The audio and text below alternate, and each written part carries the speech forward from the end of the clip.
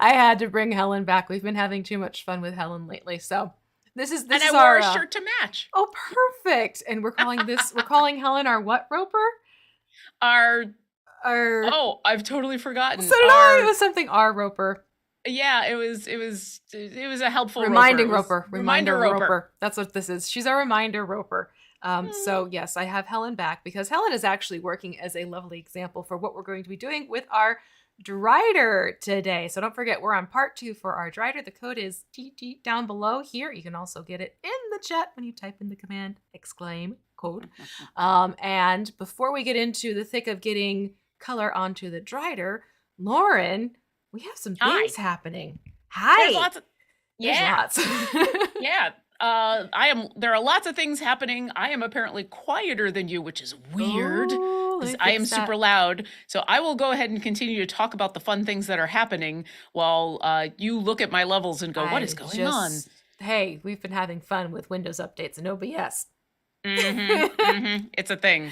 Anyway, thank you to Martin for being our lovely moderator and producer and helpful person behind the scenes today, who is not only helping with our audio and video, but is going to be in chat grabbing questions from everybody. If you have a question about the game or about painting or about, I don't know, being reminded of things, then go ahead and put those questions in the chat with question in big capital letters so Martin can grab it and put it into our backstage chat so that we don't miss it, because sometimes we're focused on a Drider. Also, if you haven't noticed, today we are doing a Drider, which is a kind of spider, so content warning, we will probably be talking about spiders and there are a lot of legs involved. So if you do have to take a little bit of a break from this, we totally understand. If you missed last week and you want to catch up on the Drider, you can find out all the information on the Drider on our Discord, discord.gg/idlechampions. Everybody drink. I forgot my drink. I can't drink. That's okay. I'll drink twice for you. Oh, God. So you can go to our Discord and there is a Paint and Slay channel where you can find out all of the minis that we have been painting over the last 23 episodes. Also, all these episodes are archived on our YouTube channel and you can go see past episodes there so you can paint along from the past.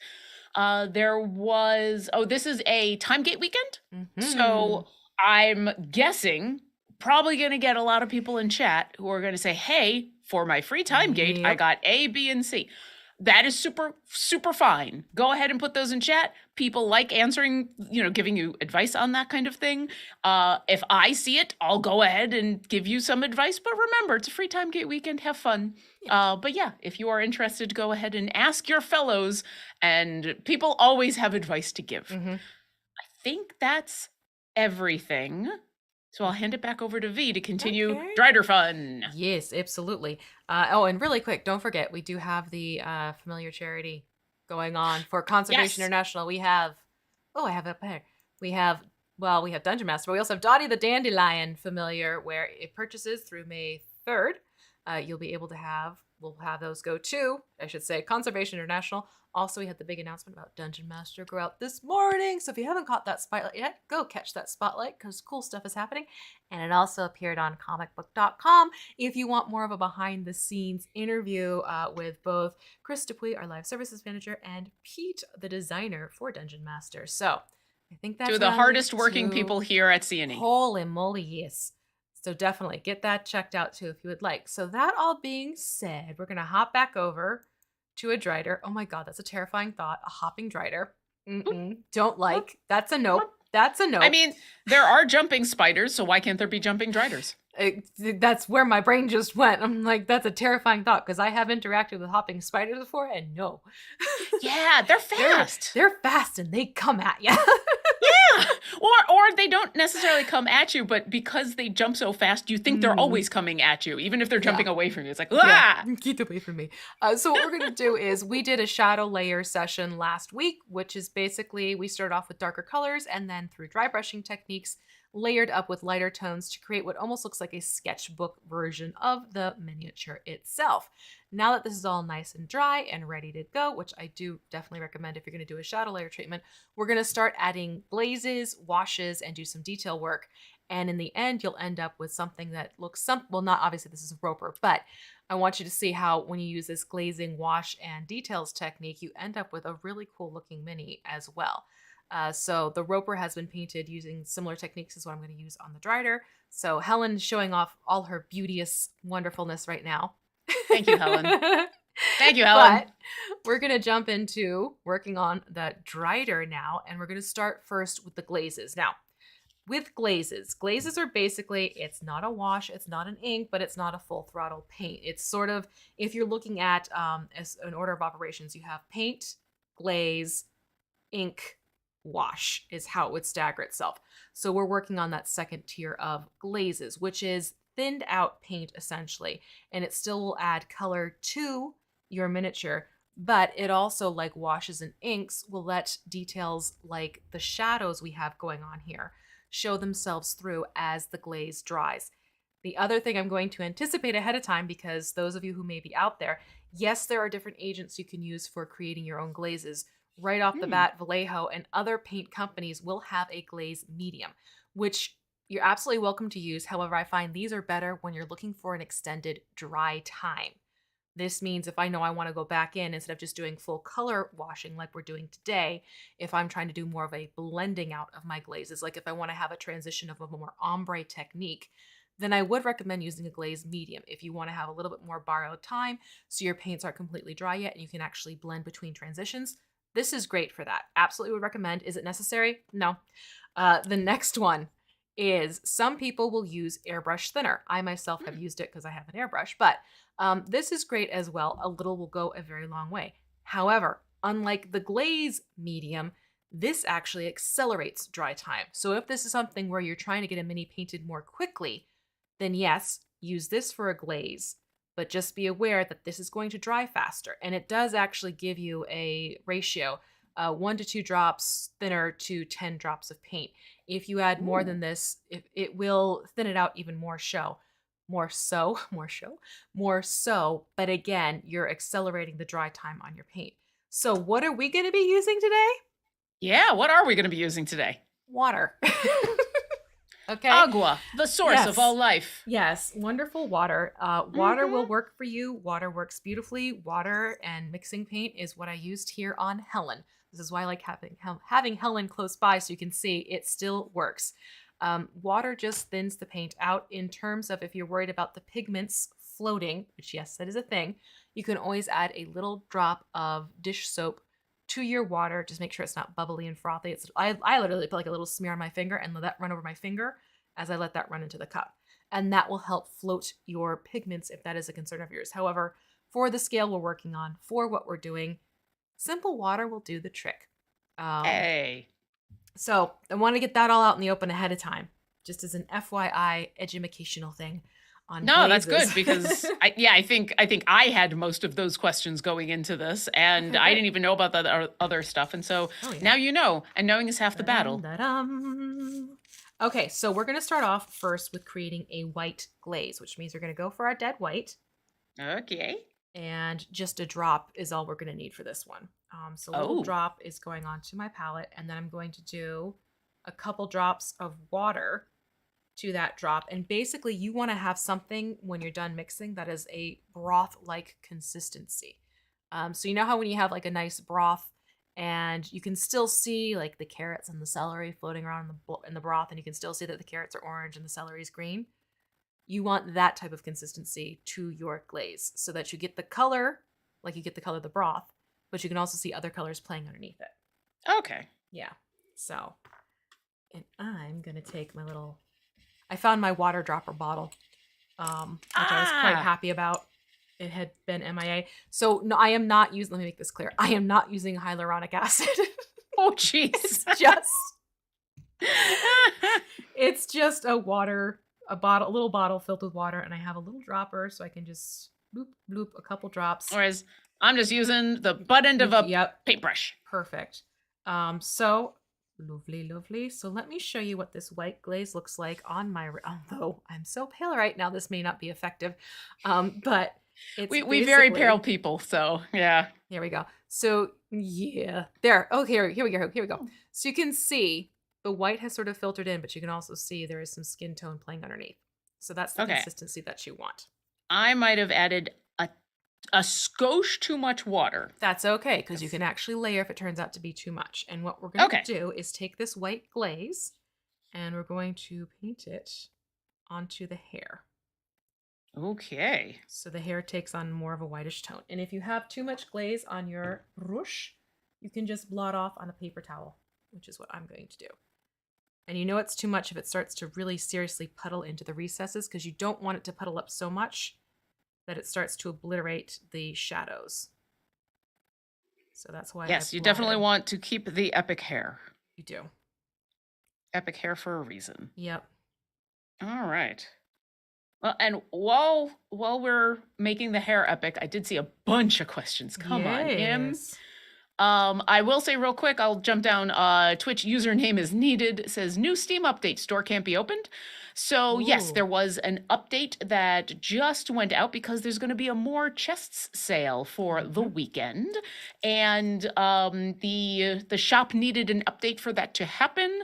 So you may have to you're definitely gonna have to restart your client if you and get the update. If that doesn't happen automatically, try shutting down both your game and Steam and turning it back on again, and it should help force you get that update. So thank you for your patience, but hopefully everybody will have fun with that. And I'll ask this question, even though we'll probably have to stop in the middle of it because we're going to be done with hair. Martin has asked if we're excited about Spelljammer, and I'm assuming there's going to be a lot of people who are going to be asking about the D&D Direct and our thoughts. So I don't know if you want to talk about other things besides hair first, and I got to move to a smaller brush. Oof, yeah, I was just about to say you might want to jump to a detail brush. I just did, just to kind of get those little areas. I am so excited for Spelljammer, to be honest. Oh my goodness. I mean, it's D&D in space. In space. Yep. I am excited because this is for a bunch of different reasons, but also just for the fact that this has been a joke in the D&D community for years, and now it finally gets to be a thing, and like we have the nice catharsis of it's a thing. It is so, but thing. Yeah, I am excited about Thrycreen because I miss playing my good Mantis boy from 4th edition. I played a Mantis boy and he was wonderful. I think GIF are amazing. Yes. I love all the things, and I am a fan of the type of high adventure D&D, ridiculousness, but also space opera epicness that you can get in Spelljammer. So so much fun. Yeah. Okay, so you can see I've done the glaze on the white, but as you can see, the details are all popping through, but now you have the sense of the hair actually being more white as opposed to tones of grays. So it gives this more unifying thing to it while we're preserving those details. So that's all we're going to do to the hair. Hair is pretty much at this point donezies. Hey. And now we're going to work on... I forgot to get the bottom of the hair. Yes. Yeah, you got to flip it upside down. Yeah, so I'm just now getting those... that. Yeah. There's a couple points of skin showing. So you have a little bit of hip in the front. And then you have the shoulders between the gauntlets and the chainmail shirt. So there's that little bit of skin there. And then obviously the face. So what we're going to do here is just, if you still have some of that white left over, we're going to make a light gray wash. So I'm going to put a dot of black next to that white wash and slowly introduce it to my wash. If you're hearing thumping, it's because my Maine Coon cat has decided he wants to hang out today. Oh. And as much as I would love him to hang out with us, he likes to chew on cords. Yeah, that's a thing that is not a good mixture. No, it's definitely not good. So I have... Okay, yeah. I think I got you. There we go. So yeah, just a nice lighter tone gray, like so. And then I'm just going to quickly double check its consistency on my wrist, because since we've just added a little bit more paint, do I need to add a little bit more water is the game I'm going to be playing. So I'm going to check. And my answer is I should be okay, provided I keep moving this around. Because you see, if I let it puddle here, it gets to be more opaque. But if I sweep it, it becomes more transparent up at the top. Yeah, I definitely need a little bit more water, but I happen to have a water bubble on my paper plate, and so I'm like, I'm just going to angle my paper plate over, and this is going to work. There you go. All right, I just put a little bit more water in as an insurance policy, but I do like that. So I'm going to go in with a detail brush, a smaller detail brush, and I will apply this wash to where there is skin tone. And what this does is, even though, yes, it is grays that we're seeing, it, again, blends everything together, so it has a more flesh-like look to it. But you'll still get the highlighting that we've done with the shadow layers playing through. You know, I'm going to be honest, I didn't even know there was a little bit of skin showing at the bottom of this mini. I totally thought this Drider was all armored up. But now that I'm looking, I'm like, oh yeah, that is totally, we're totally seeing midriff right there. Yep. And a little bit goes a long way. You can see right here. And folks, this is like definition in the back, but I know what it looks like. Okay. But you can see that it's getting more of a fleshy gray to it, which is what we want. Yeah. So I will say something else about the direct while we're chatting away. Yes. Because I am excited about all the new stuff that they announced, you know, and I think Spelljammer and Dragonlance were kind of the big things. But they did talk a little bit more about the Radiant Citadel, which is coming out, is it next month? Soon, yeah. And I am, every time I hear about that book, I am more and more excited. I want to watch people playing in that book. I want to play in that book. I want to consume everything in that book. Yeah. I want to see all of the art. Every time they show off the art, it looks amazing. Oh, so that art is just beautiful. Yeah. The Radiant Citadel, Journeys to the Radiant Citadel. I am so excited for that. And I know it was a small part of the direct, but in a weird way, I think that's what I'm the most excited about. And I think it's simply because it's soon. Yeah. Like, there's still a little ways to go with the Spelljammer and the Dragonlance, but like Radiant Citadel is next month. Yeah. Yeah. All I know is I have to make sure I'm like deprogramming my brain, because I played in a Sunless Citadel campaign. I ran a Scarlet Citadel campaign. So now it's Radiant Citadel. I have to remember is the new Citadel. All the Citadels, every so many Citadel. Citadels. Mm-hmm. Okay, so I have the shoulders. And then... I've got one shoulder. I'm working on the other right now, because once again, it's hard to get to. Yeah, and I'm also going to apply this obviously to the face. The face will be the easiest part, frankly. Right? Now I am going to skirt this around the eye sockets and kind of keep it so that those eye sockets stay dark. Okay. Yeah. And the little thing that's happening up here between the hair, that's actually a little diadem around the brow. So don't paint that gray. We're going to paint that silver. All right, time to turn you upside down. That's just the way this is going to work. Mm-hmm. All right.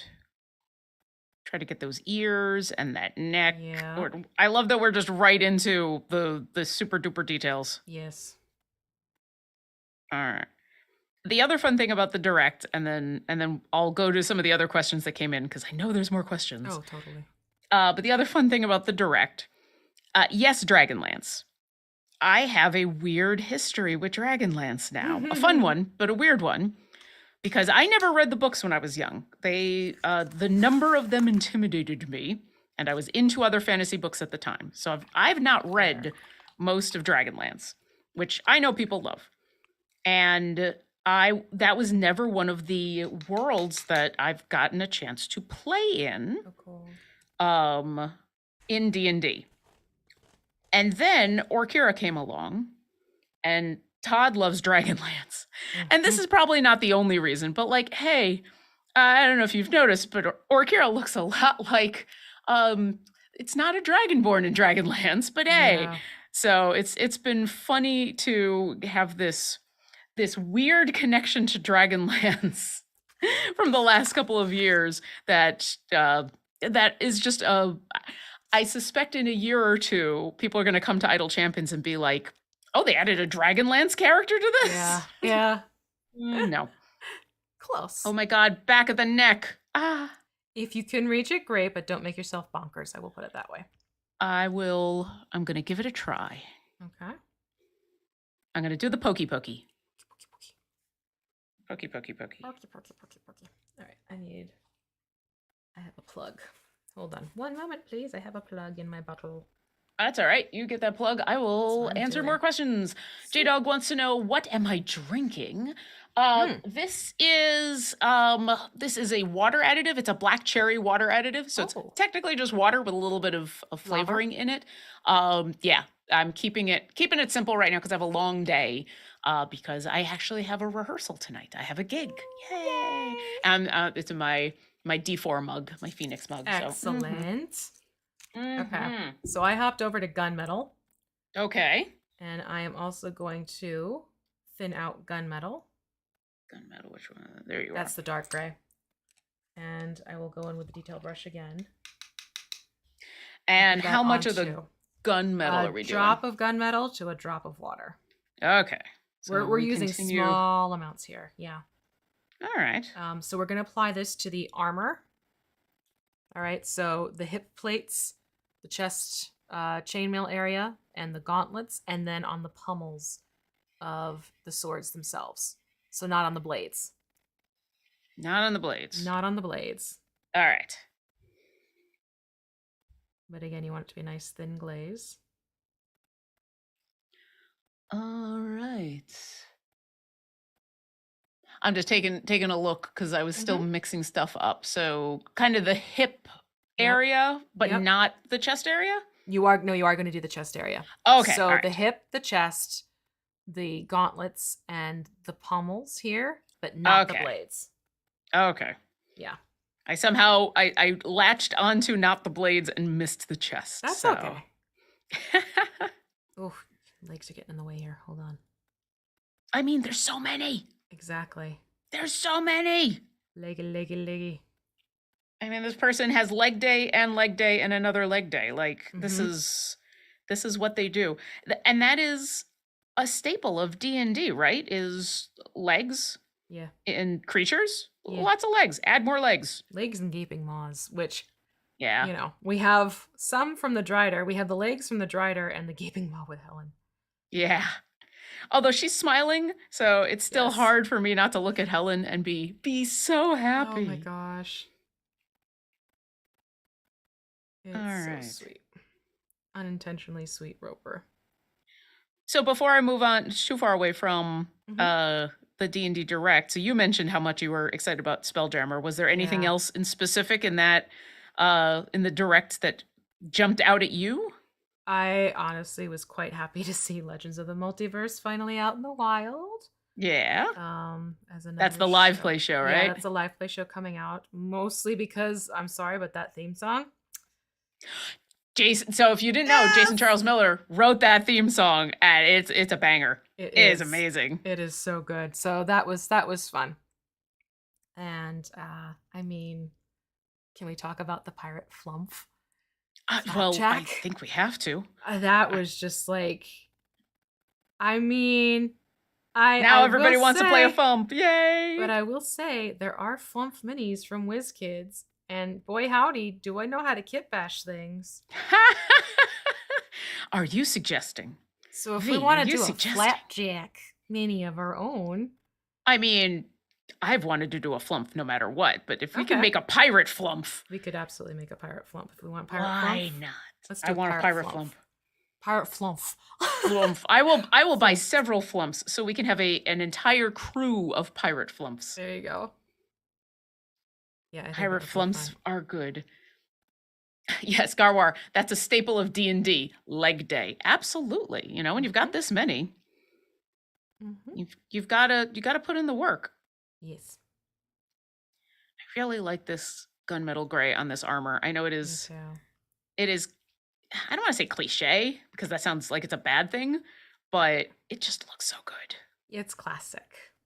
Classic. Thank you. It's like the little black dress for armor. Absolutely.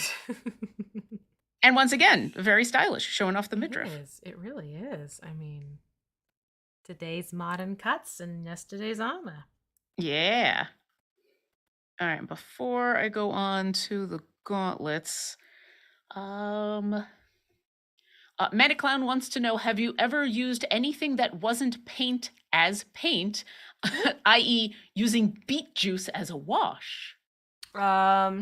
Beet juice as a wash would become very brown once it dries, just heads up. You could if you wanted to, but and also there's fade factor involved with natural colors. Just keep that in mind with natural pigments. They alter and they shift depending on what you're going to want them to do. So have I used stuff in the past? Yes. I actually have a mini that's painted all with nail polish. Ooh, interesting. Yeah, it worked out quite well. I just picked up some cheap nail polishes from a dollar store, and I painted up this angel mini, and it had this lovely ethereal look because the nail polish had glitter and stuff in it. Aw. So that's why I used that. Oh, so that was going to be my question. Was there a specific reason you used the nail polish, or it was just challenge to yourself? Just to give it a more ethereal look, and this was also before like the really neat color shifting paints had come out. So the concept of color shift paints has been in nail polish far longer than in miniature paints. So I grabbed the nail polish to get the cool shifting of colors. For an ethereal look. Yep. That makes sense. Yeah. And since beet juice came up and you were very quick to answer about the color shift in beet juice, have you ever used anything organic? I have used beet dye powder. Which is something you can add to food as food coloring. So it's a natural food coloring. I had no idea. Yeah. So I used that to I mixed it with just some glue, like Elmer's glue, and made... Remember, I make terrain and scatter too, people. This sounds really bizarre out of context. I made blood petals and splatters. I mean, I feel like if there's any place to talk about blood pools... that is completely understandable, that even in context is going to be fine, it's here. Yes. So right, chat? You're all going to be forgiving, right? So I made blood puddles and blood spatters, and the beet juice, when it's exposed to air after a while, it takes, and I knew this because I had used it in like a cake batter type of thing. So because I wanted to look like dried up old blood, I'm like, oh, this will be perfect. And it was. It worked out nicely. It looks like dried blood. But yeah, sometimes natural pigments, they don't have the stability of other pigments. That is super cool. Yeah. But yeah, I've used other things. Yeah. How is that one of those things in where you just kind of experiment and learn as you go? Or did you have someone... Oh, cool. It's totally experiment. Let's try this. Yeah. Well, the whole red dye thing was because my one kiddo was very sensitive to red dye Oh, when he was younger. yeah. So it was wanted a Pokemon cake. Couldn't really do a Pokemon cake with, the balls, half of them being red. So I was looking into options to make it more friendly so that they could actually eat their own birthday cake. And that's what I ended up doing. Yeah. Was it cake? It was cake. It was cake. It was cake. It was. That's a fun show. Oh my goodness, I have been watching. I need to watch more episodes of that show. It's ridiculously fun. I need to try making a cake not look like a cake. I have done edible terrain. Nice. Yes. So you've technically done edible cake in that case. Yeah. It worked out quite well. Kelly the Opera Geek terrified this poor person who was sitting in my miniature terrain making class at PAX East a few years back by taking a big old bite out of the terrain, which I had set with the other terrain. Jeez. I mimicked my audience. That's amazing. So yeah. Just have Kelly come along and be nom. Yep. See, and now I want one of these minis to be cake, and at the end of it, we're just. Oh my gosh, could you imagine? Make a roper cake. The tiniest of cakes. Mm-hmm. Okay. A cupcake, if you will. A copy cake. So there we have. Oh, copy cake. Sorry, you're trying to talk about things. So once you get the glaze version of the gunmetal on there, you can see it has a nice shiny quality, but you're also, as it dries, right now we're getting some flare back from the moisture in the glaze, but as it dries, the details will pop up back through again, so it actually has nice detail work happening underneath. Nice. So we have that happening. So that takes care of the gunmetal gray. And now we're going to jump to silver. And just do another dot of silver, because we don't need too much of the silver either. Just a dollop. I am going to test, because sometimes silver I find on its own is sort of transparent. So sometimes you can get away with a very light silver, not having to thin it out. All right. But in this case, this is actually doing some nice full coverage, so I am going to thin my silver. Okay. So I'm going to do, again, equal parts, drop and a drop. There we go. Drop of water to a drop of paint. I'm going to try thinning this out as well. Yeah. Although I think mine might have been slightly more see-through than yours, so I might not need nearly as much. Okay. So once I have done the thinning of the silver, the straight-up silver, I'm going to apply that to the blades and then to the diadem happening. Blade time. Yes, blades. Also, this is a good time to answer Devil Crayon. What do y'all use for your palette board for mixing on? I am using the paper plate, which works perfectly well. Mm-hmm. And V, are you using your big palette? I'm using my wet palette from Redgrass Games, which works out well, and especially because I'm doing my glazes and I have a computer that's cranking out a lot of heat right now. I know because of my environment that I need to make sure these stay a little bit wet for a longer period of time, so that's why I'm using my wet palette. It helps with that. But I also will use just grab a paper plate and go.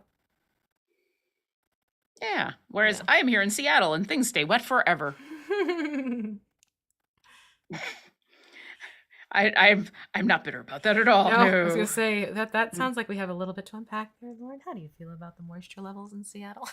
I mean, I love Seattle. I absolutely do. And if the worst about the weather that I have to complain about is the constant moisture that I'm pulling out of the air in order to be comfortable, I'm okay with that. There you go. But yeah, it has been over the last 12 years now. It's been a while that I've been here.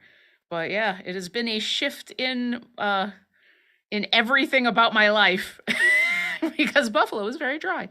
But yeah, the paints on my paper plate on a regular basis, it really does depend on the weather, and how much paint there is. But on a regular basis, I can put something on there at the beginning of a paint, and by the end of the show, it's still wet. It's still hanging out and wet. Yeah. All right.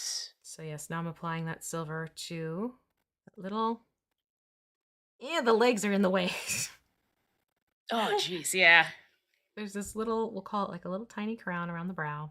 Diadem. This is going to be the tiniest of paints. Yes. I am so off camera Just right now, I'm sure. Delicately touch. And there you go. Well, I think the hair might be a little bit in there, but I'm okay with that. I don't know how much more delicate I can be. Delicate. Very delicate. And that's all you need there. Oof. All right. Breathe. Remember to breathe. Yes. Remember to breathe. Remember to stretch. Yes. Martin put in the backstage chat, cake minis, and when you kill the monster, you get to eat it. Yum! I did back in the 4E days, because 4th edition really required you to have a battle map, and I did not have the money for minis, but I had the money for M&Ms or gummy bears, and those became my monsters. And the rule was, if you were the killing blow, you got to eat the monster. Nice. Nice. Okay, so now we're gonna have some fun with the spitter body. Okay. Now that we've pretty much taken care of the upper body for now, we're going to move on to the body that is of spider-like qualities.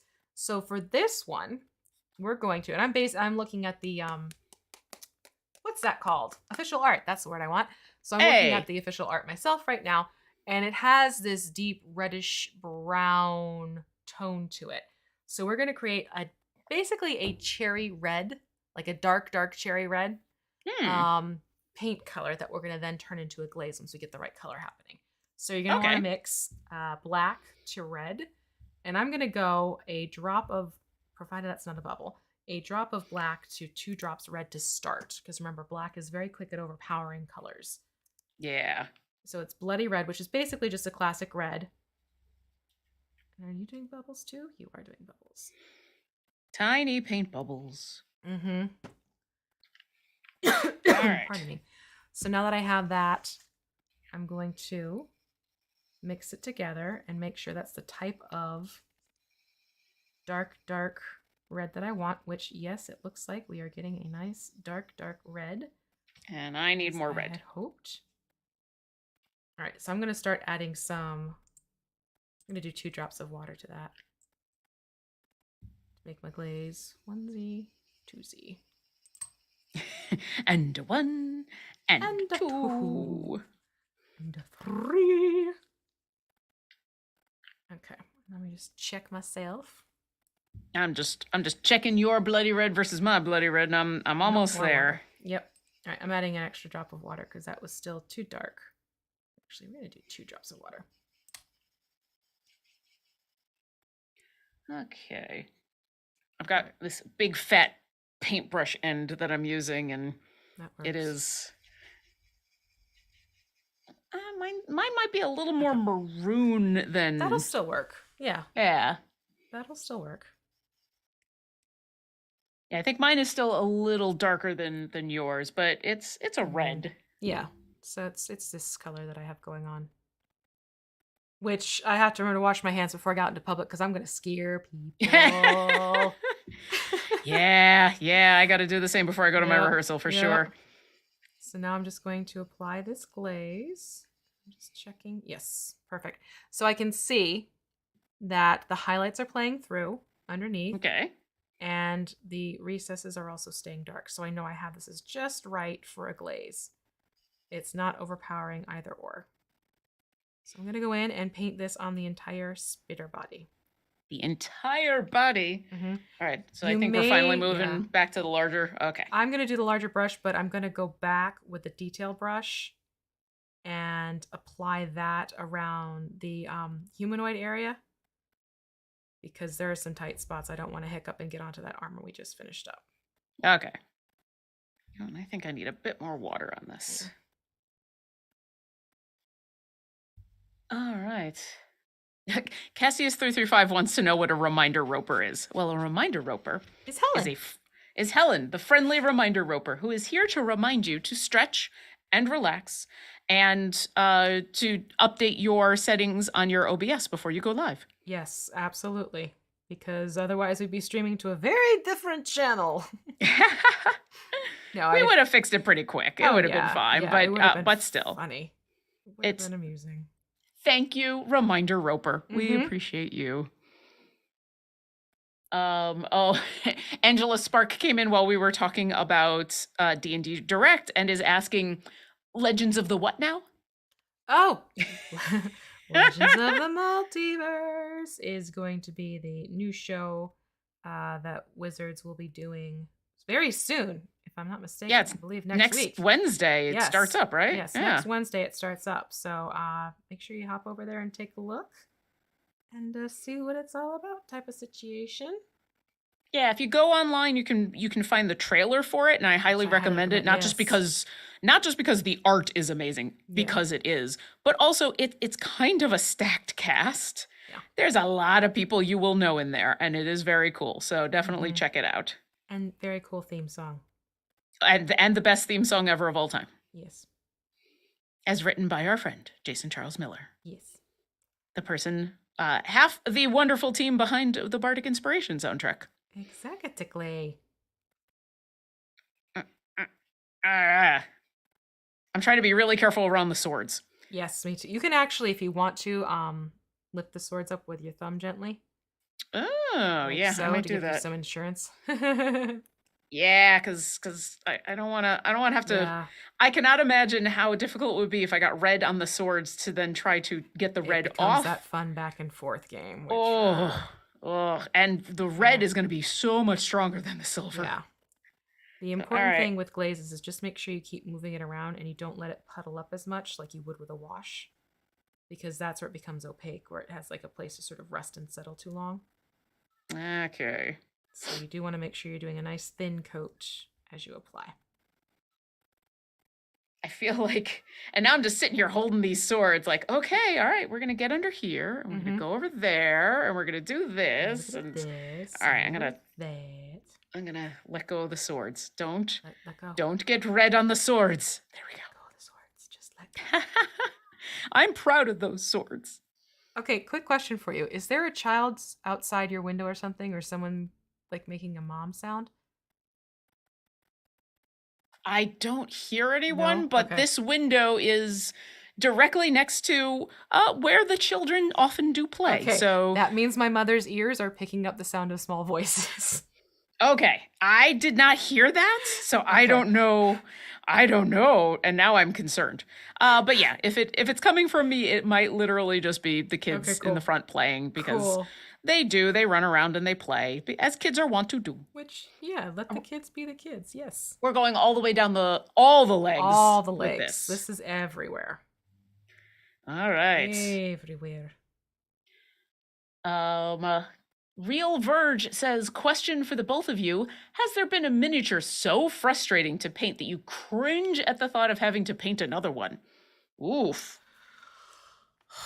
Yes.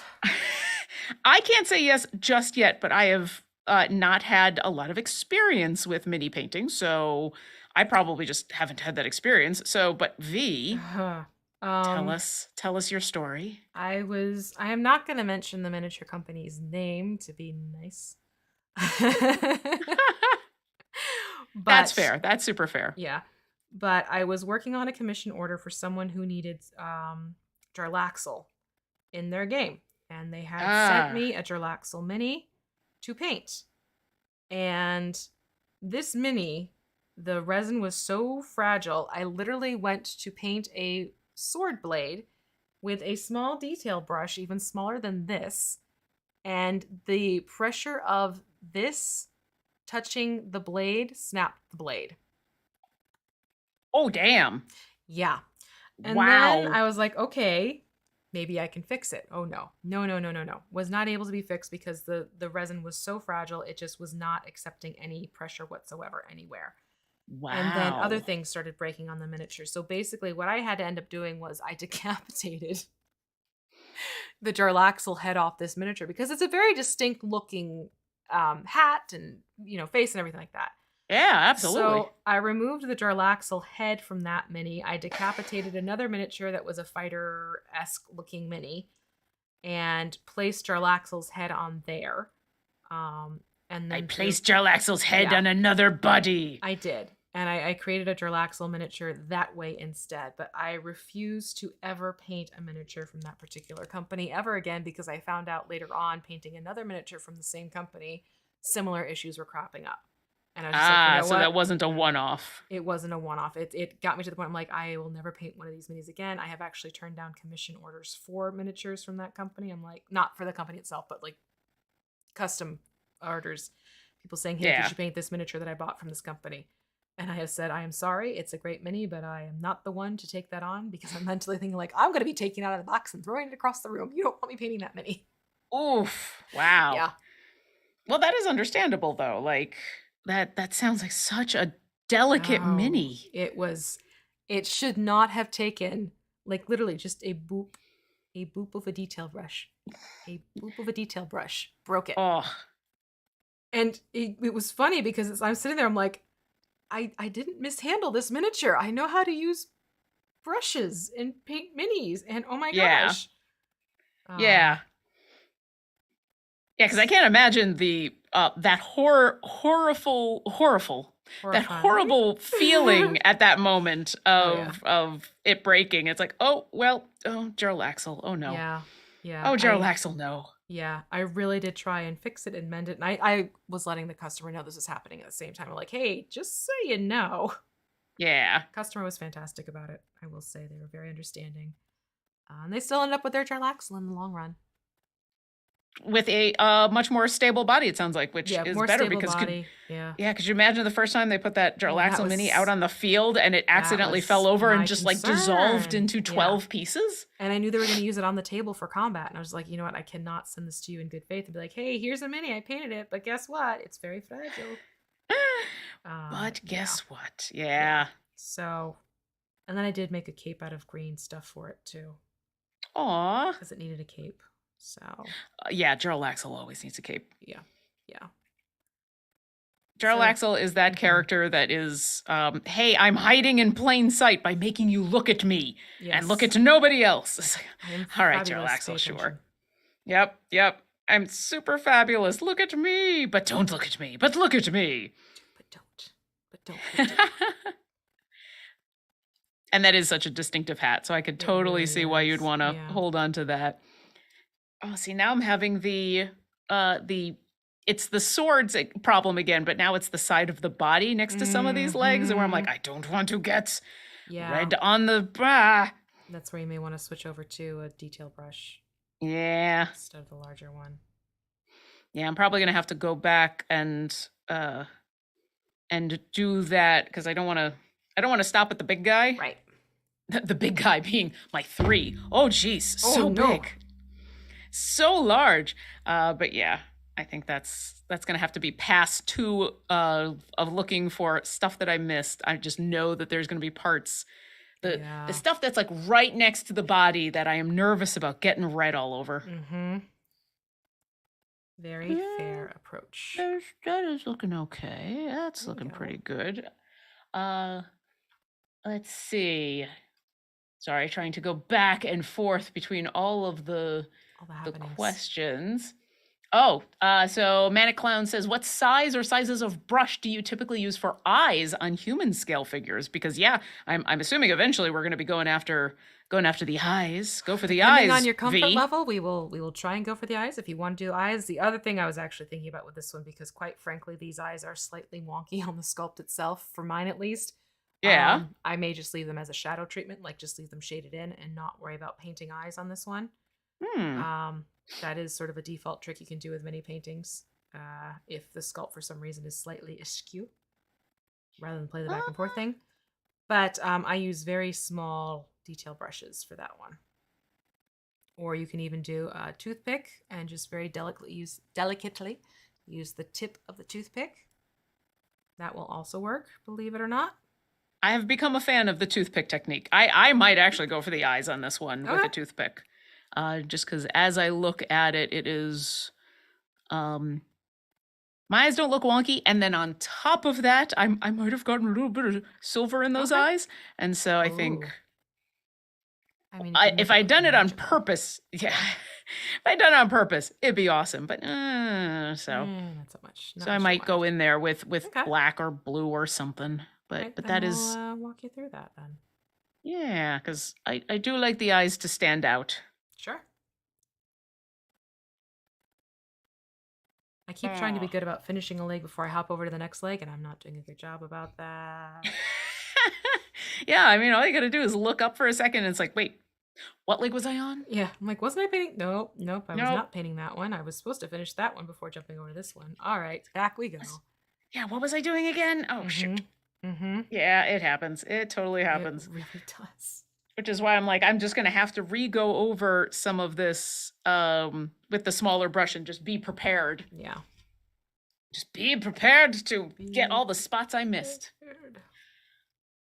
Manic Clown wants to know, did you ever use one of those giant gummy bears for a colossal monster? I did not, but the thought was there because I did know where to... there is a place you can get those massive gummy bears here in Seattle on a regular basis. Oh, wow. And I'm not talking about like the container that is shaped like a gummy bear filled with gummy bears. I'm talking about an actual gummy bear that is the 1.5 feet or so. Uh-huh. And I thought about it, but first off, that's a lot of gummy bear. And second, like, I couldn't think of a creature that was that size that I wanted to use a gummy bear for and not something that was at least going to be slightly more terrifying. Because, like, could you imagine using a gummy bear for Tiamat? Like, no. Tiamat deserves at least a little bit of decorum. And if I'm going to go ahead and put a mini on the field, it should not be a giant fozzie bear of gummies. You know, it should actually look like something, or should just be a ball or some paper or whatever you want to use. Because I've done that before too. I've just used pieces of paper and either put, this is a flumph on it. Right. You do what you got to do, especially when finances are tight and you want to be able to have a map. It does bring us back to one of the D&D Direct things that they showed us. It was those monster tokens. Yeah. Those looked cool. Those were a thing I do also remember from 4th edition. And the nice thing about those is how inexpensive they were, and you got the official art. And in a way, they were actually... there were people who liked the tokens over minis because if you have a really... And once again, this is 4th edition where battles were paramount. But if you had a very complex battle with a lot of miniatures, having it as tokens made it a little bit easier to get the bird's eye view. Yeah. So I actually had friends who preferred those tokens because it was just so much easier to see on the board. Which makes sense. And also they're easier to store and, there's a lot of pluses to those. Absolutely. All right, I'm going to go under the legs to go through the legs to go get this leg. Oh, jeez. Up, down, and all around. Yeah.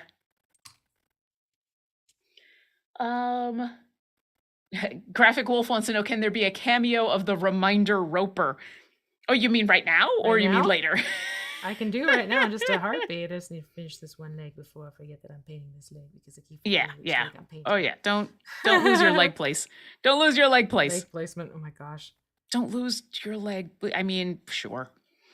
That's a thing I just said. Why not? Don't lose your leg placement. It's less that I forget which leg I'm working on and more I think I'm done and I move on and then I turn the mini in such a way and I'm like, oh, I forgot that entire side of a leg. Oh, hi. Hi. Your microphone did not like, it was like, wait, what was going on with Helen? What is she doing? Helen.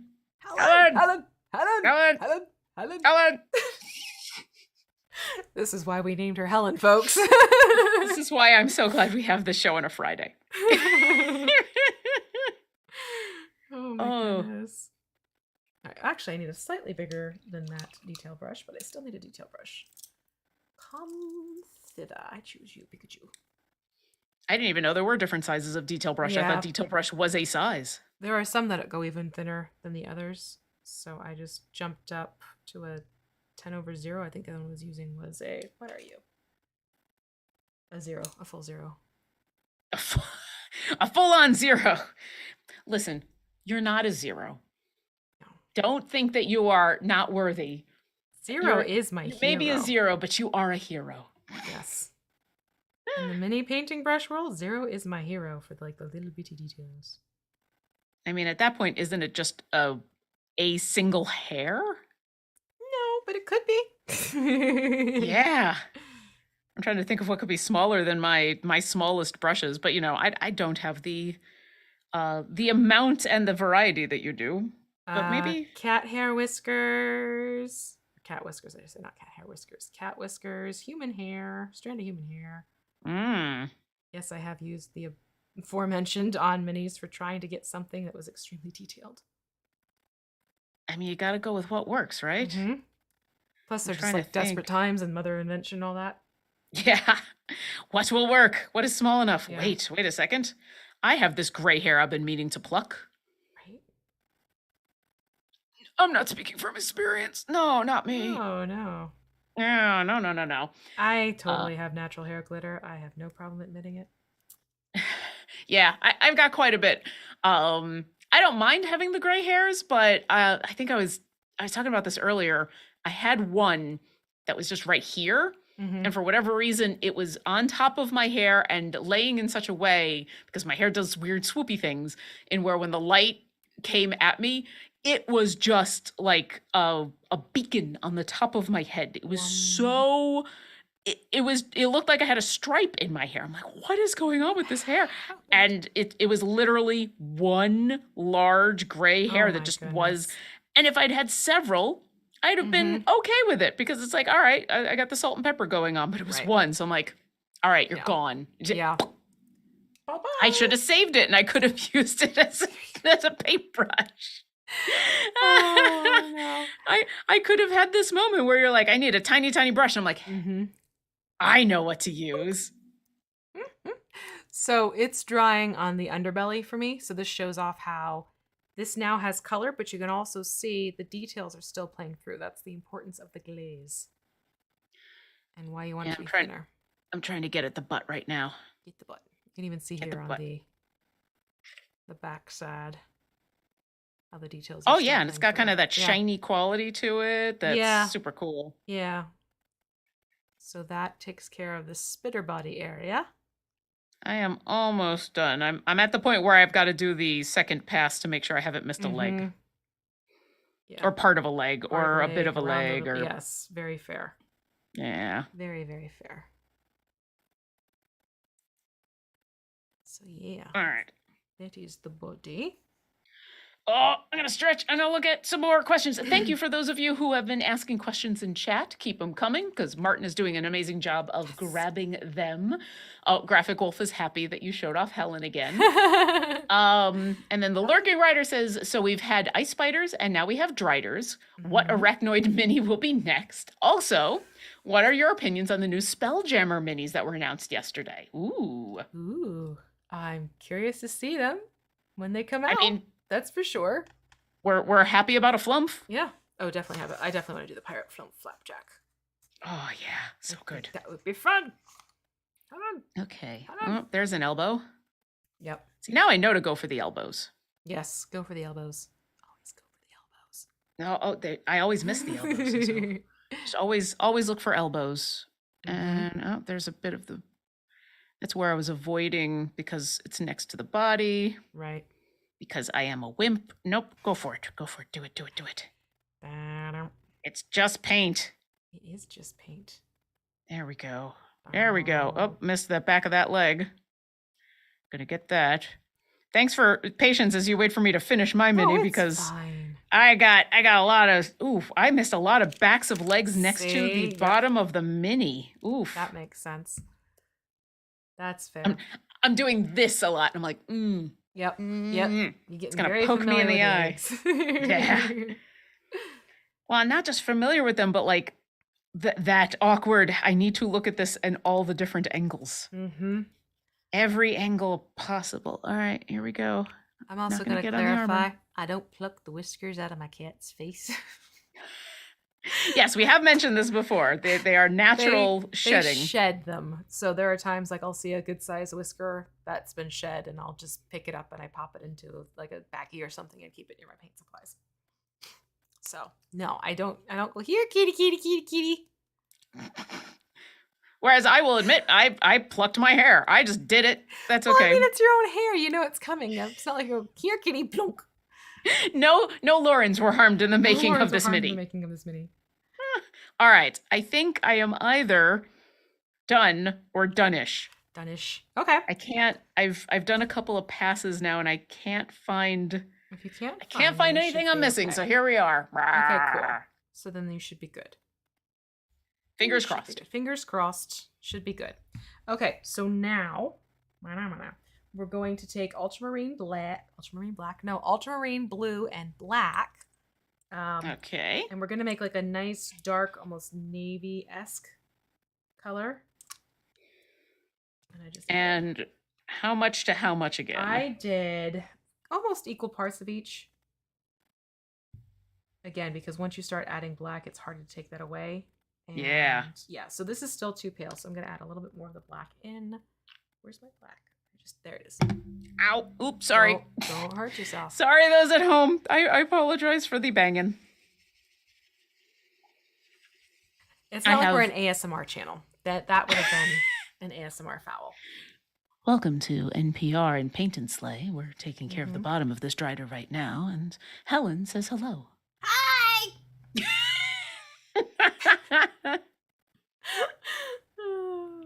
Helen is the anti-ASMR. Yes. Okay, so it looks like with my particular black, because it is very watery, I ended up doing 4 parts to 1 part to end up with this grayish slate blue.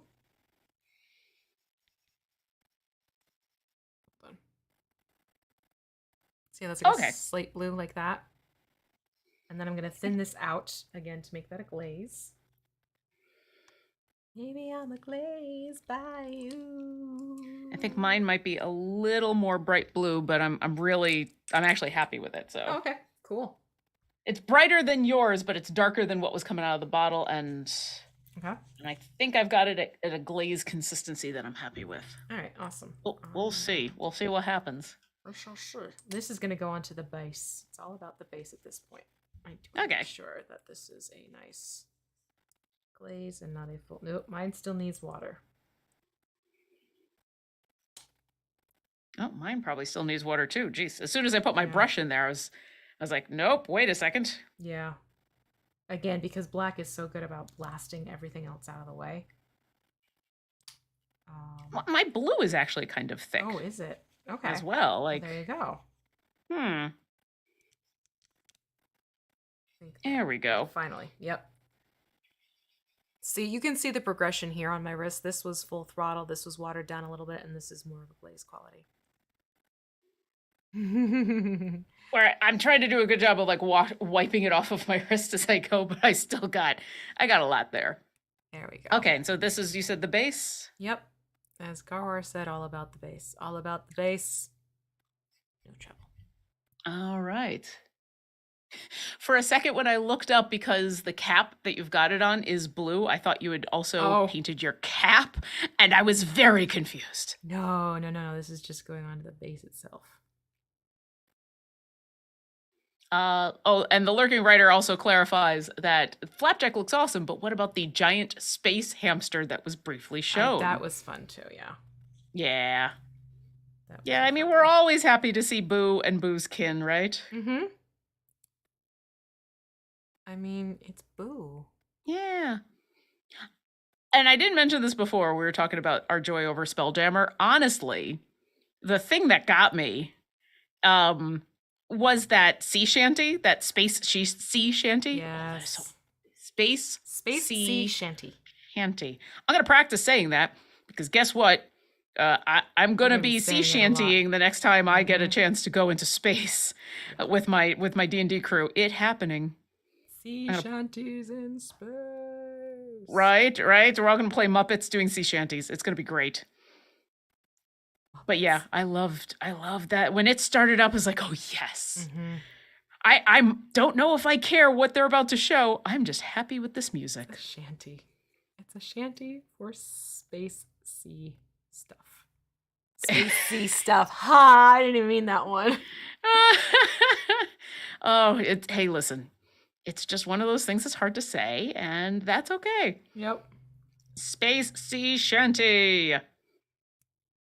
Okay. You just have to say it's slow. It's not so bad. Yes. So now I have the base. I'm almost done. There you go. Getting under the spider is giving me agita, but I'm going to get there. I'm going to get there. The butt is just so close to the base, and so trying to get the butt and then trying to get the base. Not the Why? butt. Why you gotta be so close? Not the mama, but not the butt. Alrighty. That's a show I haven't thought about in forever. I started watching it again with my little one. They got a kick out of it, so. Does it hold up at all? Nope. No. No. Good to know. There have been discussions we've had about, like, why is this happening? Why are they saying things like that? And you're like, oh, okay, let's reevaluate. let's discuss. This is now a teachable moment about. It honestly it has brought up a few teachable moments, which aren't bad. Like I wasn't annoyed that I had to explain it. There were good talking points to have. Yeah. But if you were expecting just a fun time watching an old TV show, and then the next thing you know, it's like, oh well, we gotta have a chat. That ain't it, kid. Nope. That ain't it, kid. All right, my blue did end up being a little brighter than yours, but you know what? I'm okay with it because it's the Underdark. Cool. And that's just it. We are dealing with Underdark quirkiness. So yeah. All right, I'm gonna take a little dollop of dead white, and my little detail brush. A dollop of dead white. Mm-hmm. And I'm going to just put a very thin strip of white along the edge of the blade. Oh, we doing some highlighting? Yeah, we're doing a little highlighting. Okay, here we go. I love this, but this is always a challenge. Oh, J-Dog, All in the Family is not one that I have seen recently. So I that one. Yeah, I don't know about that one. Yeah, there's a sad, surprising amount of shows that were from my childhood. Yeah, don't hold up. But you know what? Yeah. Those are teachable moments, and that is okay. Mm-hmm. And frankly, I haven't been able to keep up with all the good new stuff coming out to be able to go watch too much of the stuff from the past. I still have to catch up with Moon Knight from this week, so no Moon Knight spoilers. No spoilers, please. I was a little busy on Wednesday night. Well, Wednesday all day, working, and then Wednesday in the evening I ran the Pear Passage. So, if you're interested in. Yeah, with Eugenio and Hope and Trevor and Sean, and it was so much fun. But yeah, after that, I was just kind of wiped. Fair. Very fair. I was just done for the day. And then yesterday was busy, and it's just been busy. I'm going to watch it. I gotta do it. It is. And I still have to see Everything Everywhere at All Times. Everything Everywhere All at Once. Is that what Everything it is? Everywhere All at Once. Okay. I am excited about that. I have heard some really, really interesting things. Excellent. So, all right. I think I got this. Sweet. Now we're gonna do a little bit more dry brushing with Stonewall Okay. Gray. So, and you're gonna want a small dry brush for this one. Stonewall Gray. There we go. Yeah. Oh, I should grab. I gotta grab a dry brush. I think I forgot to tell you to grab a dry brush. Oh, how dare! I'm sorry. I'm sorry. I failed you. Totally failed. Totally failed. I can't finish this mini now. I'm so upset. Also, there we go. I also just have paint all over my hands. Okay, yes, there we go. So do I. All right, so we're going to do a very light pass of Stonewall Gray on both base as well as just the spider form. Again, okay. I'm looking at the official art and I'm kind of playing around with trying to embrace that.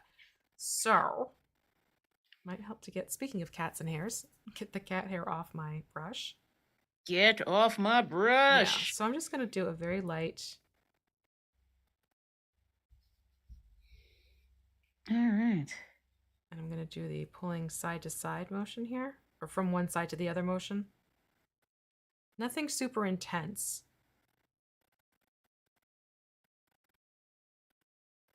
But I want to go back in and do a little bit more highlighting. Yeah, especially the butt. As much as we were complaining about the butt, there's a lot of really good details there. Really so is. Yeah, so I don't mind doing a little bit more. Yeah.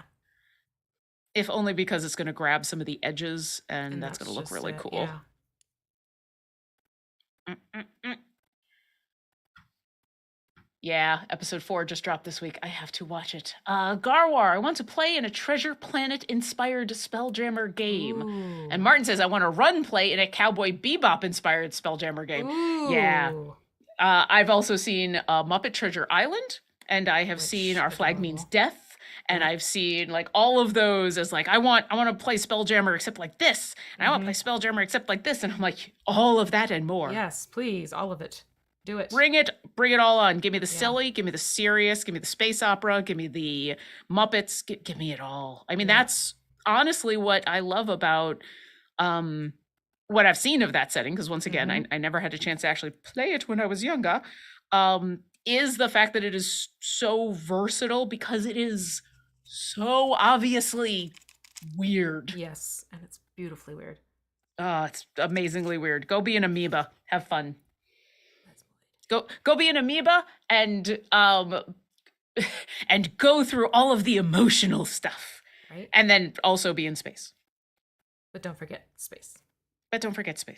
Yeah. Space. Because those are my favorite games, are kind of the ones that are mostly serious, but then can have humor in them. That's kind of my sweet spot jam. Yeah. All right. And we're also doing the legs. I almost forgot about the legs. How could I forget about the legs? Oh, I never forget about the legs. Don't forget the legs. Of course, I am forgetting which leg I was just on. Again. I wish there was an easy way to demark them to get at them. Oh, that was a little bit too much. That's a little too much. Oopsie. Well, your elbow leg is now a little bit more gray than the others. I am so sorry. That was a war injury. Yeah. It's a scar. Yep. It's just a little bit of I forgot what I was saying. I got distracted by elbows and knees. Head, shoulders, knees, and toes. It's the legs. The legs always get to me. Right? Yeah. Also, I'm still just thinking about Space Jam Spelljammer. Oh yeah, Banana Monster says could also adapt something based off Titan AE. Yeah, there's so much out there. Bucky O'Hare time if we can have Harangon in space. Listen. Why not? It is 100% up to your DM and the group that you're playing with what you want in a game and what you don't want in a game. Exactly. But if you're asking me, yes, you can have rabbits in space. Absolutely. Be all the things. Just be it all. I, as a DM, feel like I can justify just about any of the races. Or I don't even justify it and you're just a rabbit in space and who cares? If you want to be a rabbit in space, be a rabbit in space. That's half the fun. Exactly. But yeah, I mean, your mileage may vary, and some groups want to keep the selection more limited for various and sundry reasons. But yeah, I am all about that. Yeah, be a rabbit in space. There's space hippos. Exactly. If there be hippos, why can't there be hares? Yeah, and now you can be a GIF. I love it. Yeah. I love it. So many bad British accents are going to come out of that GIF. Now and I'm ready for it. Brad. Now we need a GIF named Brad. My favorite thing that's come out of the GIF recently has been Matt Humes, who is the DM at for High Rollers and is wonderful, reminding everybody that all the places that us Americans use really bad British accents, he makes it a point to use really bad American He accents. does. Yeah, Mark is fantastic. And I love it. Cracks me up. I love it. It's so good. Yeah. Okay, so that gives me just a little bit of extra touch that I want to now for the bitey. It's a Friday, folks. It is. Yep. Okay, all right. Yep. So we have the body, and now I'm going to do same with the Stonewall Gray to the base. Okay. Oh, wait, it's the same Stonewall Gray. I did not need to wash my brush. Oh, well. It's okay. I have just washed Mark Hulmes. What did I say? I think you said Matt. But did I say Matt? To be fair, there are plenty of Marks, Matts, Jasons, Michaels. That's true, but I do apologize if I said Matt. Mark Hulmes from High Rollers. Wonderful man, amazing DM, lovely human being, best bad American accents on the planet. 100% does endorse. I love it. And what I'm going to say is, well, I was too busy painting a mini and I got distracted and I said the wrong thing, and he will understand. Absolutely. He paints minis too. Yeah. Yeah, I mean, they've done a few streams for it too. So, I mean, not that I'm creating a mental list of would be nice guests type of thing, but. And you know, this wouldn't be a bad time because this is 8-9 o'clock at night. Yeah.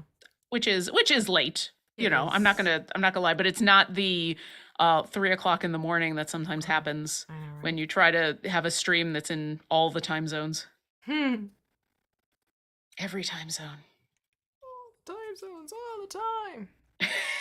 That's my life. Yeah. Trying to. I've basically trained myself at this point to constantly say what time it is and include Pacific, and also just get very used to doing the time zone math as often as possible because it's just the world we live in. It really is. I have broken my brain a couple times mathing.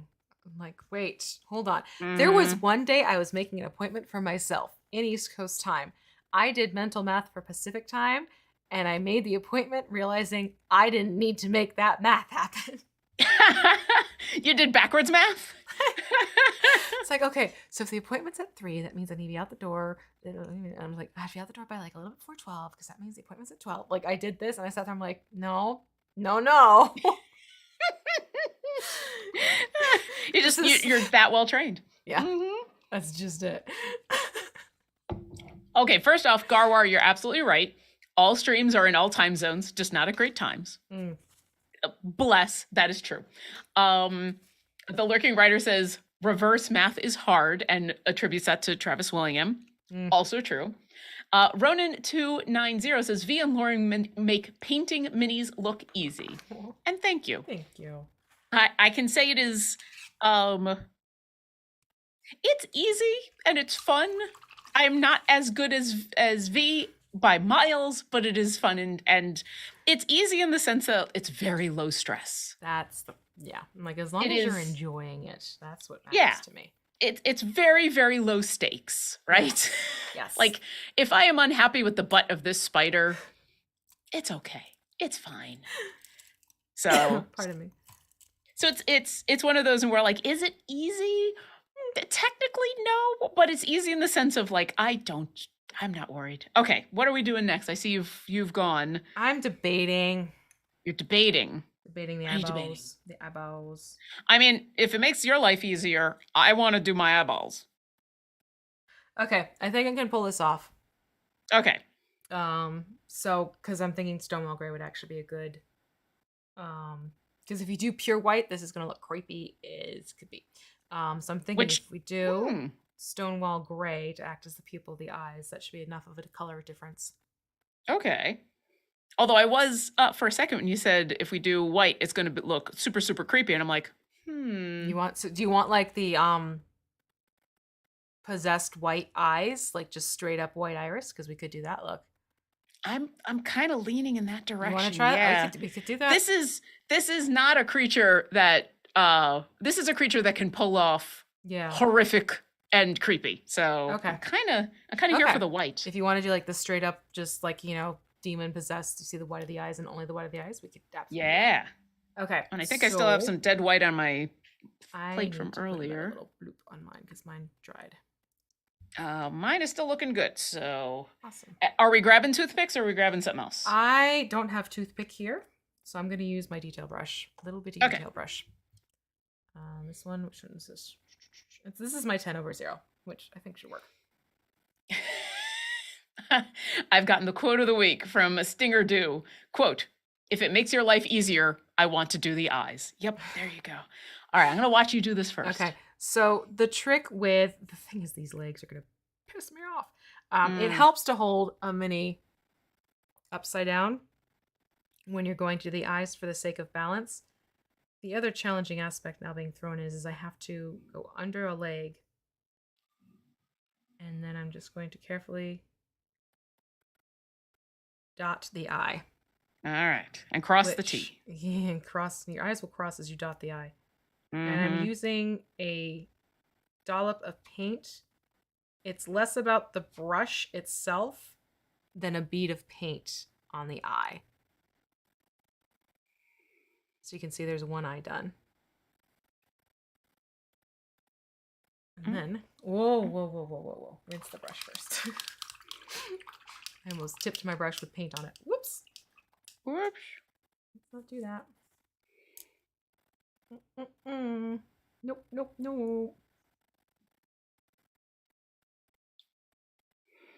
All right. One eye is bigger than the other. Let's see if I can. That will definitely be a thing. Yeah, because I want this to be creepy, not off-putting. Creepy, okay, wait. Now, can I get... All right. I'm going to have to do this right side up because of the angles of everything. Hold on. I'm not happy with this brush. This is not something you rush either when it comes to eyes.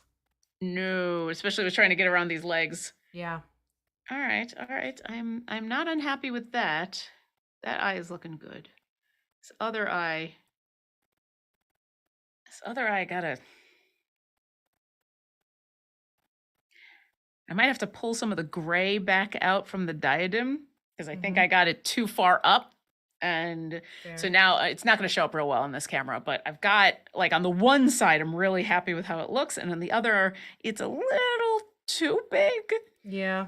And so when I'm looking face on, one eye is bigger than the other, and it gives it a very, it's not creepy in a good way. Yeah, I'm doing a little back and forth myself.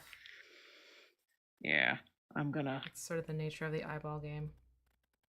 It's the nature of the eyeball game. All right, eyeballs.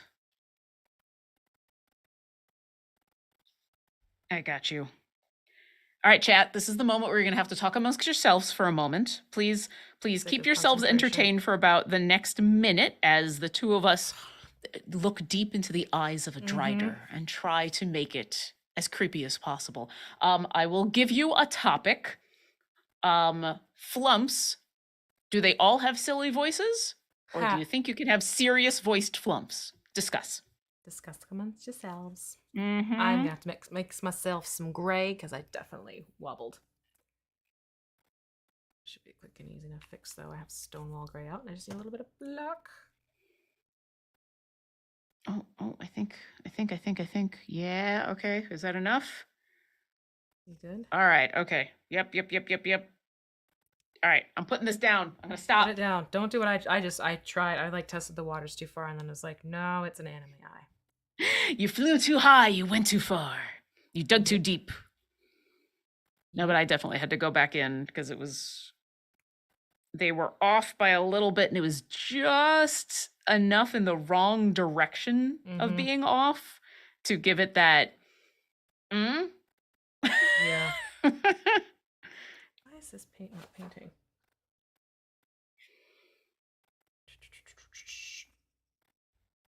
I fix it. Okay. All right. I said I was going to put it, I said it was done, and then I immediately went for more paint, and now I am really done. Let's see. Let's see what chat has talked about while... Yeah, I got to pull this off camera. Hold on. Go for it. Oh, they're talking about rainbow spiders. Ooh. I think rainbow anything is awesome. I don't know if we want to do a spider next. We have done spider Drider, so I think maybe we'll lay off these spider milieu for a little while, but there we go. That works. But I do like the idea.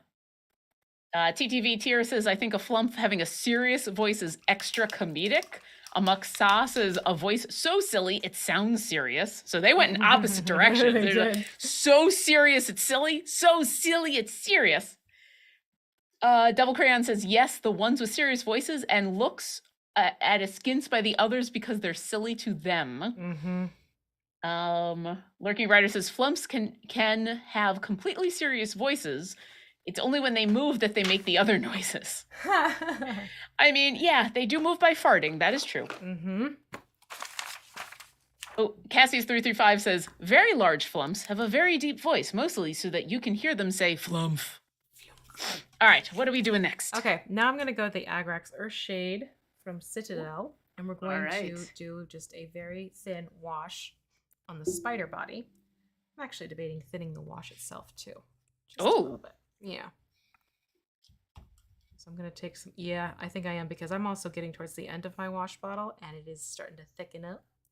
Oh, whereas I've only just begun. Yep.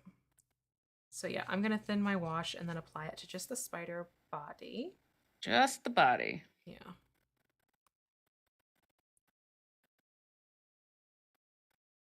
Ooh, that's an interesting color to go on the body after all of the red, but maybe my red is just a little bit brighter than yours, but it's cool. I like it. Yeah. Get in there. This will at least be easier to get the legs done because it's just it's just easier to do washes. Washes make everything easier and better. This is easy. Yeah. Bay Neon, I know people over here in the UK that call marshmallows flumps. Now all I can think of is what the monster tastes of. Well, obviously tastes of marshmallow. Has Orkira met a flump yet? Yes, because Briv had a companion who was a flump. Actually, flumps were one of the first weird creatures she met before she left the Ninja Vale. And Briv immediately made friends with it. And that's why in the game, if there is a flump named Flo, who is not only can you get Flo the flump as a familiar, which say that 5 times fast, but yeah, right. But also if you have, I believe it is Pirate Briv, or not Pirate Briv. So if you just have Briv in your formation, Flo comes with Briv, because Flo is part of Briv's skill set, I guess you could say, because Flo helps with some of Briv's specializations. So you can actually have 2 Flows at the same time. Oh, that's adorable. Yep. So Orkira has met at least that one flump. I am unsure if Flo is indicative of all flumps. Like, it gives you an idea about, what flumps are like or not, but there's at least that one. So, all right, cool. Orkira has had a long and weird history with a lot of different creatures. There's nothing wrong with which is half the fun. Yeah. My favorite thing on one of my favorite things on D4. There were a lot of things that were awesome while I was playing on D4 as Orkira. Because they are awesome. But because Orkira is weird, and the BFGs on D4 are, I mean, it's not that any D&D group isn't weird, but they play a much more grounded game, and they have been in Waterdeep for most of the game, and we're just leaving for the first time. Right. So there were these wonderful moments where Orkira knew a lot about things that, why would you know such a thing, but knew nothing about other things that made a lot of sense. Like, knew everything about, surviving in the woods with very little, on you and very little supplies, had no idea, like, what you do in a house. Like, wait, I have a bedroom? What's going on? Had so many encounters with really weird creatures that you would never find anywhere. But like a pack of wolves were weird. Wait, what is dogs? No. Why are we worried about dogs? Oh my gosh, that's amazing. Yeah. They were talking about leaving Waterdeep and like, okay, do we need to get horses? Do we need to do this and that? And Rakir's like, well, do they have a train that runs? And everyone went, a what? What? Oh, what now? A what? What are you talking about? What now? Never mind. Forget I said anything. All right, I think I got everywhere. Okay. Mm-hmm. Okay. It's another one of those where I know I'm going to say it, but I've forgotten a leg. Yeah. Yep. That'll happen. All right. So I'm going to go to the Drakenhof now. Nightshade Citadel, which is a lovely blue. And we're going to put that onto the base. Okay. And I may get, because I will say, I'm very tempted to put this also onto the armor, because Drakenhof blue on silver armor really kind of looks cool. I like this plan. If you want to go with this plan, I like it. Okay. So I'm going to first put this onto the base.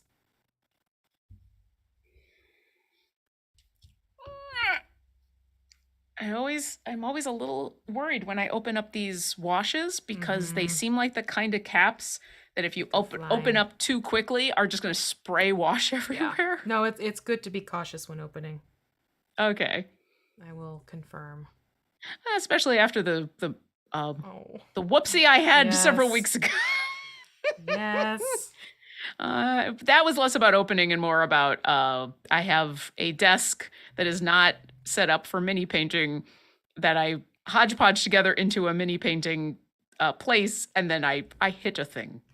And oopsies happened. I now have Nuln oil all over my desk. That just happens. Mm-hmm. But the details it brought out. Oh, I had the most lovely detailed desk. Sticky, but detailed. Okay, so that is the Drakenhof on the base. So it gets this really cool blue tone to it. I'm going to switch to a smaller brush, and I'm going to do the armor. Okay. I will join you in the smaller brush. Bonnigan says, I just walked into here, quote, if you want to be a rabbit in space, be a rabbit in space. I don't even need any context. That's amazing. Hey, listen, I will take that as a clip. That is clip worthy. If you want to be a rabbit in space, be a rabbit in space. Yeah. All right. This is strictly going on the armor. Make sure you don't get it onto the skin. All right. Yeah, now that I'm watching you for a little bit, I can totally see why the smaller brush is necessary. Yeah. Ooh, and you don't need much. No, you really don't. It's literally just a touch here and there. Oh, but I already like how that looks. Yeah, it's a neat look when you put this bluish tone over silver armor. Yeah. It's not even dry yet, and I'm happy. Yeah. And honestly, for like Underdark, it's like, yeah, that. So I do that, and then move it up onto the scale mail-esque chest plate. This is another one of the times where we're just going to be very quiet. Yes, there's just no way around it. Sorry, folks. It's one of the hazards of being a stream that does mini painting that we get to the end and it's all this detail work to concentrate. And it's hard to do the fine detail work and talk at the same time, which it shouldn't be, but there you go. No, it honestly, because even your speaking adjusts how you're able to paint. So there's a reason people go quiet when they're doing more detailed stuff. But that does look really cool. Yeah. I like how that looks a lot. Yeah. Are we also doing the gauntlets? If you want to, go for it. Yeah. This Drider has a complete armor set. Yeah. I wouldn't put it on the blades, though. I would leave the blades be. Okay. Devil Crayon wants to know, what is the blue wash you are using? This is the Citadel Drakenhof? Drakenhof Nightshade wash. Drakenhof Nightshade. Yep. Which is kind of a badass name. It really is. Drakenhof Nightshade is definitely my next emo ranger. Get a lot of mini painters who will chuckle at that one. Drinking off Nightshade. For the game that I ran on Wednesday for the Dottie, for D&D, I had a couple bards show up, and I very intentionally went looking for what are the words that are the most overused words in band names.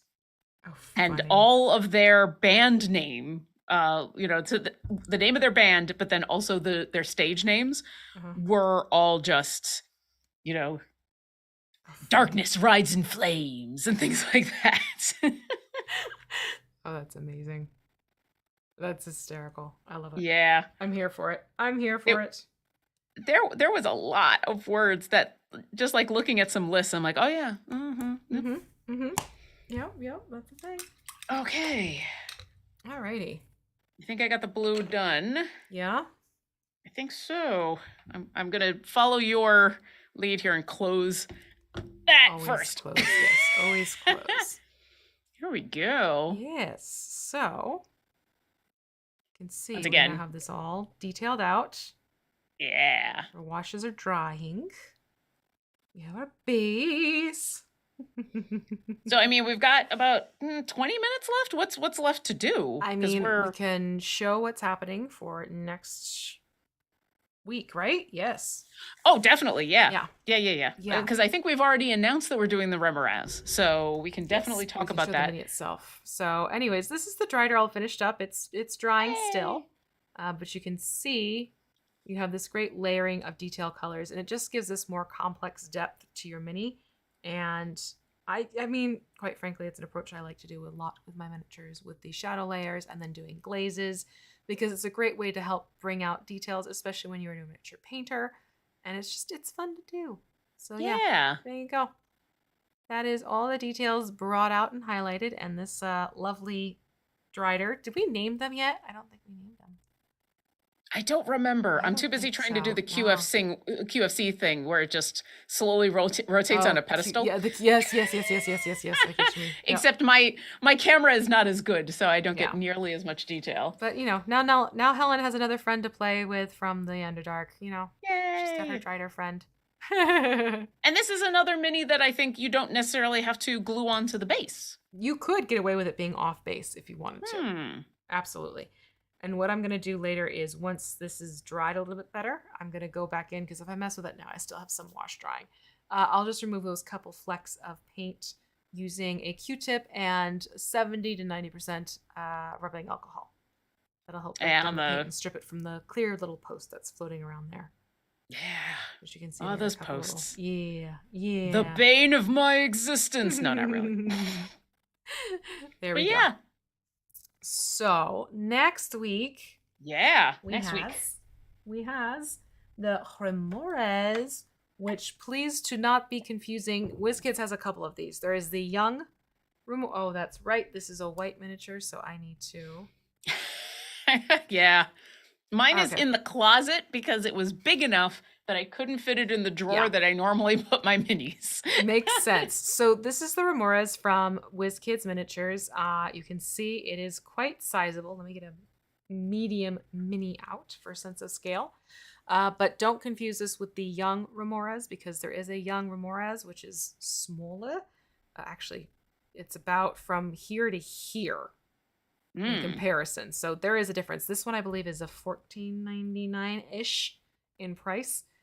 Friendly local game store, etc. But this is the scale. If I want to keep it in focus for the medium mini, that just shows you that it doesn't even fit in frame. To get them both together out of focus for the one, you can see definitely a good size mini for this one. But we're gonna have some fun with this. We're going back to the wintry feel again, but I believe, did I sent you the paint list for this, correct? It's in our... I think so. And you know what? While I normally am not on Discord during a stream, I'm going to go onto the Discord to make sure that I put it there. Okay. I also put the spelling of Remoras in chat because it does have a hidden H in it. Remoras. Yeah, so Remorhaz. Yep. Remoras. Remoras, yes. Remoras. Let's see. So yes, discord.gg/idlechampions. I will take a drink in just a second. That's the Drider. That is okay. I still need to put the information about the Remoras on the Discord. I will do that after this stream so that I do not forget, so that you can have some time over the weekend. Yes. And again, visit your friendly local game store. See if they have this beauty on hand. Yeah.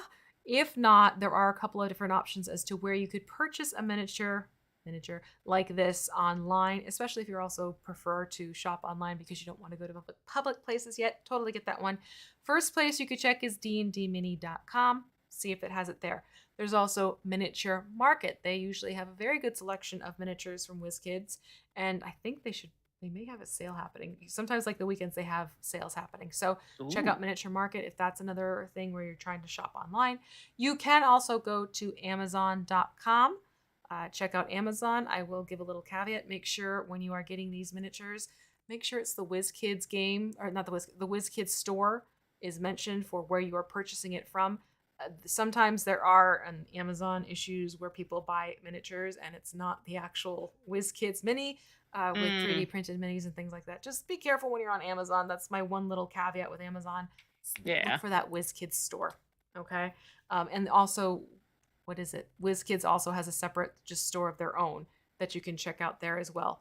And are, forgive me if I'm wrong, are most of the unpainted minis in the Nozzlers Marvelous line? Nozzlers, yes. Yeah, I found that's been a useful way to look, at least on Amazon, to be able to confirm. Is this a mini that's out there in the general public and not one that has been discontinued or so? Yes. So you can also go to wizkids.com/UPM to check out all of the unpainted minis as well, and get the code for this particular one, and then use that code to compare to make sure you have the right one. So yes, this will be our Remoras for the next probably 3 weeks. I'm thinking we have a lot of real estate to cover. It may be a 2.5 weeker, we'll see, but we were just talking about doing something fun with the base and doing a little kit bashing with the base to make it look like a little bit more of a snowy environment on which it stands. But yeah, that is the plan for the next 3 weeks. Maybe 2.5. And I will get that up on the Discord, discord.gg/idlechampions. Also, I have to say, so the Lurking Writer said it's ugly cute, which I agree with, especially the face. The face of that Remoras is ugly cute. And we had a discussion about this on the Sketching Hour because we had Anita as a guest for this week. She was our guest artist. And she was talking about how she prefers to draw cute things and circles and how they kind of correspond, how circles are better and give off more of that soft, adorable vibe, like big anime eyes and puppies with big, it's all in curves and circles. Right. And angular lines tend to be more of the harsher, unhappy things. And so when you end up with something that would be traditionally ugly, but has rounded, lots of circles, that's where you often get ugly cute. For example, Colonel Pest, one of the new familiars you can get in Idle Champions. That is a creature with spines and several rows of teeth, but is clearly ugly cute. And when you look at Colonel Pest, round eyes, maw full of teeth, but round mouth. Yeah. And it is a cylindrical body, and then the scarf helps. So I think when Lurking Writer said mostly with the face of that Remoras, it's got the round eyes. It does. Its mouth is in kind of an oval shape. It's a little bit longer than I suspected, but those round eyes help a lot. Hi. I bet you if you grabbed... If you grab the Roper, I bet you the Roper is the same way. Yeah, big round eye. Mouth is in a circle. Circles make things cute. Yep. Unintentional cute. Terrifyingly cute. Terrifyingly cute. Yeah. I should pull this off the base. How dry are we? And this will be something that might happen sometimes, especially if you have a mini that's been sitting on a base for a couple weeks. If you go and rewind, if you're going to remove it and you find out that the tack is sticking to the mini base, all you have to do is take a bigger wad of the tack and just blot it on the bottom, and it'll start pulling it up and away for you. There we go. As a way to kind of clean that up and off. See? Yeah, and I think, hey, perfect. It's all off. This is. Oh, and you got the hole as well. Yes. It's all about the hole in the base. Hole in the base. Hole in the base.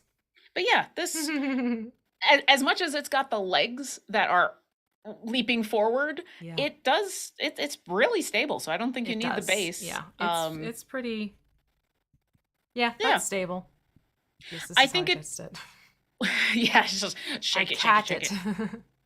I think it kind of depends at this point whether you want the base for measurement purposes, because this base is very long, but obviously there's going to be space in front and behind it that it's not going to cover those squares. So I can definitely see wanting to put the base on the black base. If you use your grid setups, Yeah, or just to be like super duper clear, but for me, since these are mostly display pieces. Yeah. Here we have we'll put the medium next to this Drider so you can see. Yeah. Gives you a sense. Yeah, I guess you could get away with it as this is like your outer circle here on either side, and then just mentally make up for the curvature. Yeah. Either way, you could. But I know some people have a problem with the, just picturing that. And once again, sometimes you got a lot of minis.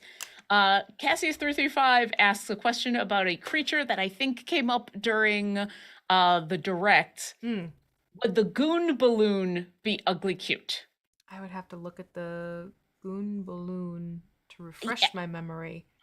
I remember what it looks like, and I'm not sure if I could describe it accurately, except as a fleshy or yellow-orange balloon with lots of eyes, but it is round, and it does have round eyes. Oh, now I know what you're talking about. Good Lord, I don't know.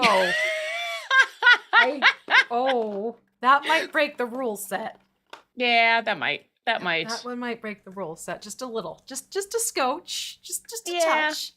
I mean, there's only so far that circles can go to make things cute, right? Yeah. There's only so much you could do. Yeah, I could see wanting the front of that. Yeah. So the sides of it do fit the basics, but you lose your front and your back. Yeah. Yeah, Garwar, there's an exception to every rule. Absolutely. Yes. So yeah, we're doing the Remoras next week. For 3 weeks, I will get the information for that up in the Discord as soon as is reasonably possible after this stream. But you should also stick around, because after this stream is Garwar, who's doing Garwar's Guide to Everything. And it's a wonderful show. And I don't know if Garwar is still in chat, actually. Are you going to be focusing on anything in specific for today's show? Inside info. Or is today's show, everyone's got a free time gate? Let's talk about who you should pick for your time gate, because that's a thing. Yes, it is. Yeah. We actually didn't get that many questions about that today. I was a little surprised about that. Garwar says, I have 0 topics for today. Nothing new happened. Nothing at all. Not like, Dungeon Master or anything. No. No. Who's that? Don't know. Nothing going on. But yeah, that's next. So that's what's coming up next. Yay. And if you haven't had a chance to pick up Dottie, the Dandelion Familiar, she's available right now in Idle Champions. Just hello. So adorable. Hope Lavelle helped us create Dottie and is playing Dottie on a familiar quest.